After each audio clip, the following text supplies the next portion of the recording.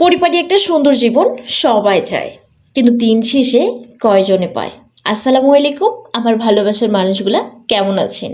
কে কোথায় থেকে আমার আজকের এই ভিডিওটি দেখছেন অবশ্যই বলবেন।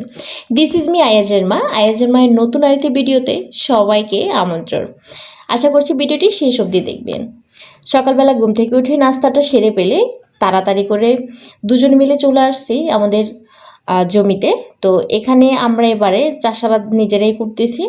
প্রতি বছর অন্য কেউ করে, তো এবারে আমরা কাউকে দিই নাই। এবারে চিন্তা করছি নিজের কাজ নিজেই করব।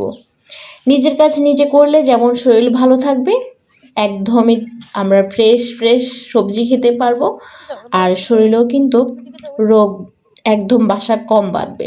সব কিছু চিন্তা করে সেই জন্য এবার নিজেরাই টুকটাক একটু করার চেষ্টা করছি। যদিও প্রথম করছি, ওইভাবে পারি না, তারপরে চেষ্টা করছি। কিন্তু সকাল থেকে আমাদের অনেক বেশি পরিশ্রম গিয়েছে, তাই একদমই দেখতে পাচ্ছেন তাজা ডাব নিয়ে আসছি, আর ডাব খাবো এখন দুজনে মিলে। তো ডাব খাওয়ার পর আমাদের বাড়িতে আরও অনেকগুলো কাজ আছে, সেই কাজগুলো অবশ্যই আপনাদের সাথে শেয়ার করব।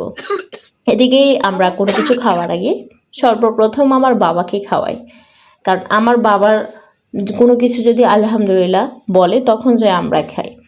আর আমার বাবাকে খাওয়াতে পারলে আমার অনেক বেশি ভালো লাগে। এটা প্রত্যেকটা বাবা মায়ের কাছে, সন্তানে কোনো কিছু খেতে চাইলে নিজে না খেয়েও সবসময় সন্তানকে খাওয়াতে চায়। এটা প্রত্যেকটা মা বাবাই চায়, তেমনই আমি, তার ব্যতিক্রম কিছু না। এদিকে দেখতেই পাচ্ছেন আপনাদের ভাইয়া এদিকে আবার কাজে চলে আসছে, যেহেতু আমাদের অলরেডি অনেকগুলো কাজ শেষ আর অল্প একটু বাকি আছে, সেটাই এবার আমরা দুজনে মিলে করছি। কখন আপনাদের ভাইয়া করছে, কখন আমি করছি। আসলে আমরা এটা একবার করা হয়েছে, কিন্তু বৃষ্টির কারণে আবার বসে গেছে, যার কারণে আবার একটু হালকাভাবে করে দিচ্ছি। এবার চলে আসছে আমাদের বাড়ি, যেহেতু রাস্তার পাশে, একদমই রাস্তার সাথে আমাদের বাড়িটা।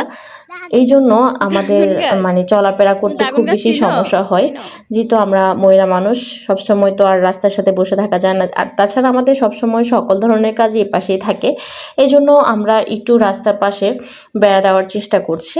তো সেই জন্য এখানে কিছু বাঁশ কেটে একদম লম্বা আকারে সুন্দর করে বেড়া দিয়ে দিচ্ছে। আমি তাকে হেল্প করছি।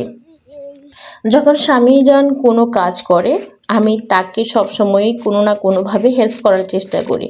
আর যদি তার কোনো হেল্পের প্রয়োজন না হয়, সেখানে আমি এক গ্লাস পানি নিয়ে যাই বসে থাকি। তাকে আমি এটা বলি, কিসের আবার ক্যারিয়ার, তুমি চাষাবাদ করবে, আমি সেটা বসে বিক্রি করব। যাই হোক বন্ধুরা, আসলে সবাই চায় পরিপাটি একটা জীবন, কিন্তু দিন শেষে কেউ পায় না, আবার অনেকেই পেয়ে যায়। এটা হচ্ছে ভাগ্যের খেলা, সবার ভাগ্যে তো আর সব কিছু থাকে না। হয়তো বা আমার ভাগ্যেও ছিল না।